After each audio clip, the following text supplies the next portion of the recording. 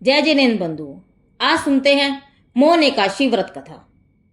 घाती घाति केवल लहो, लहो चतुषक अनंत, सरल मोक्ष मग जिन्नी कियो, बंधु सो अरहंत। जम्बूद्वीप के भरत क्षेत्र में कौशल्य देश है।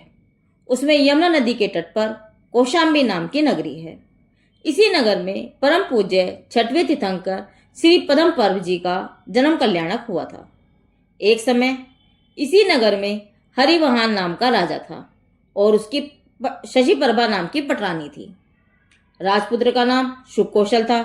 यह राजकुमार सर्वविद्या और कलाओं में निपुण होने पर भी निरंतर खेल आदि क्रीड़ाओं में मगन रहता था और राजकाज की ओर बिल्कुल भी ध्यान न देता था।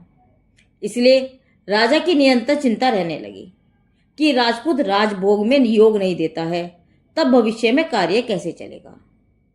एक समय भाग्योदय से सोमपर्व नाम के महामुनिराज संघ सहित विहार करते हुए इसी नगर के उद्यान में पधारे। राजा ने वनमाली द्वारा ये शुभ समाचार सुनकर पूर्ववासियों सहित हर्षित होकर मुनिराज के दर्शनों के लिए प्रस्थान किया और वहां पहुंचकर भक्ति भाव से वंदना स्तुति करके धर्म श्रवण की इच्छा से नतमस्तक होकर बैठ गया।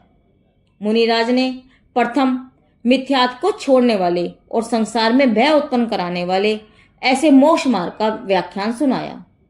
फिर मुनि और श्रावक के धर्म को पृथक करके समझाया और यह भी परंपरा से मोक्ष का कारण है, ऐसा समझना चाहिए।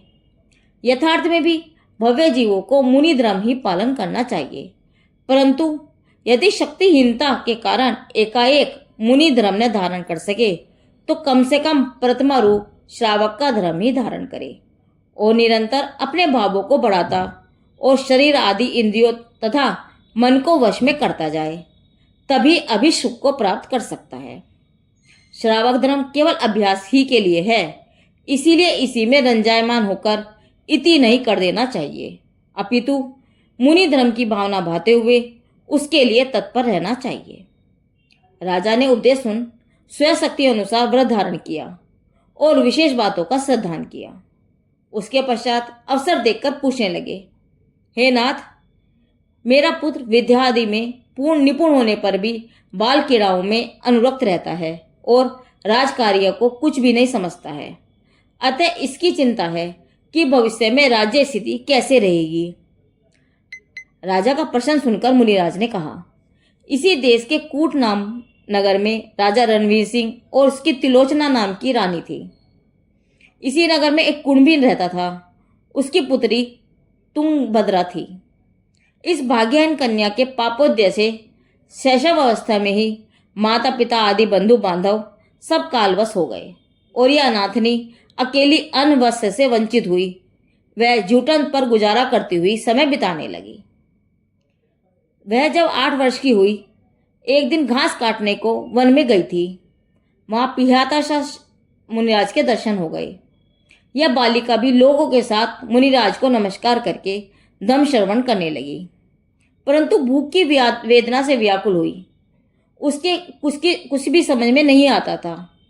तब इस दुखित कन्या ने दुख से कातर होकर पूछा, हे दया निधान गुरुदेव, मैं जन्म से अनाथनी अनवस्त्र तक का कष्ट पा रही हूं, इसीलिए कृपया कर ऐसा कोई उपाय बताइए जिससे मेरा दुख दूर होवे। तब मुनिराज ने कहा, हे पुत्री, यह सब तेरे पूजन के पाप का फल है। अब तू जिनेन्द्र देव व निर्गंत गुरु दयामय धर्म पर श्रद्धा करके भाव सहित मौन एकादशी व्रत का पालन कर, जिससे तेरे पाप का क्षय होवे और संसार का अंत आए। सुन, इस व्रत की विधि इस प्रकार है। पोषवदी एकादशी को 16 पहर का उपवास कर और ये 16 पहर जिनालय में धर्म कथा, पूजन, अभिषेक आदि धर्म ध्यान में व्यतीत कर। तीनों काल समाहित कर 16 पहर मौन से रह, अर्थात मुंह से कुछ ना बोले, हाथ, नाक, आंख आदि से संकेत भी न करे।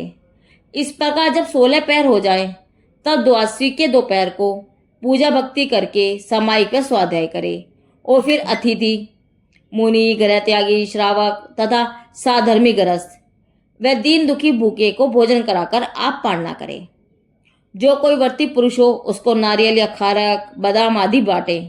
इस प्रकार 11 वर्ष तक यह व्रत करके फिर उद्यापन करे, और उद्यापन की शक्ति न हो तो दूने व्रत करे। उद्यापन विधि इस प्रकार है। आवश्यकता हो तो श्री जी मंदिर बनवाए। घंटा, झालर, चौकी, चंदोवा, छत, चंवर, शास्त्र आदि 24 जिन्नालय में पधराए।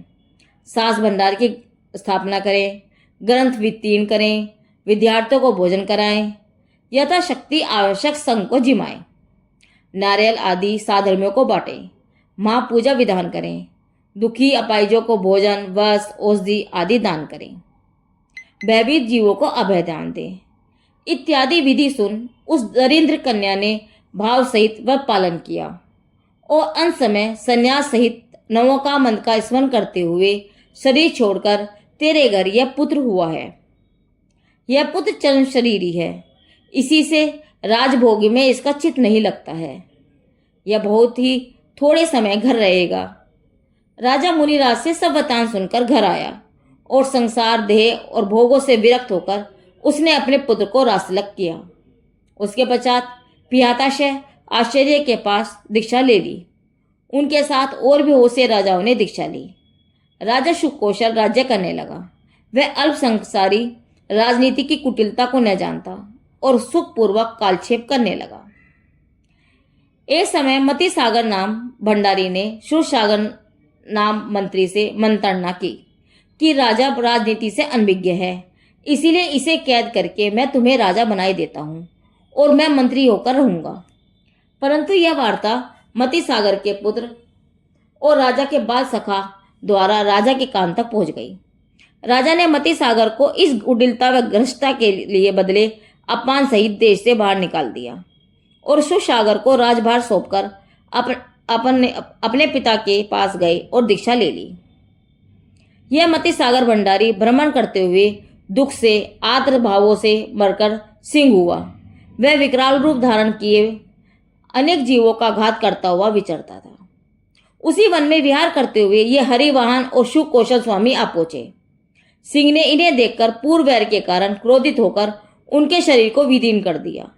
वे मुनिराज उपसर्ग जानकर निश्चल हो सुगल ध्यान को धारण कर आत्मा में निगमगन हो गए, और सिंह भी शांत होकर वहां से चला गया, और वे मुनि अंतकृत केवली होकर सिद्ध पद को प्राप्त हुए। सिंह मुनि हत्या के कारण मरकर नरक के घोर दुख भोगने को चला गया। प्राणी निसंदेह अपने ही किए हुए शुभाशुभ कर्मों का फलस्वरूप दुख व सुख भोगा करते हैं। इस प्रकार एक दरिद्र कन्या ने भी मौन एकादशी व्रत श्रद्धा व भक्ति पूर्वक पालन किया, जिसके फल से सुकौशल स्वामी होकर सकल कर्मों का क्षय कर सिद्ध पद को प्राप्ति हुई। और जो कोई भव्य जीव ज्ञान व श्रद्धा पूर्वक यह व्रत करते हैं अवश्य ही उत्तरोत्तम सुख को पाएंगे। तुंगभद्र कन्या कियो मौन व्रत चित धार, पायो अविचल सेध पद किए काम सब छार। जैनवत कथा संग्रह। संग्रहकर्ता और लेखक पंडित दीपचंद वर्णी जी से मौनवत एकादशी व्रत कथा पूरी हुई। जिनदेव की वाणी आगम वाणी। साधर्मियों, अगर आपको यह कथा अच्छी लगी हो तो इस वीडियो को लाइक करें और शेयर करना ना भूलें, और अगर आप हमारे चैनल पर नए हैं तो आगम वाणी चैनल को सब्सक्राइब करें। धन्यवाद।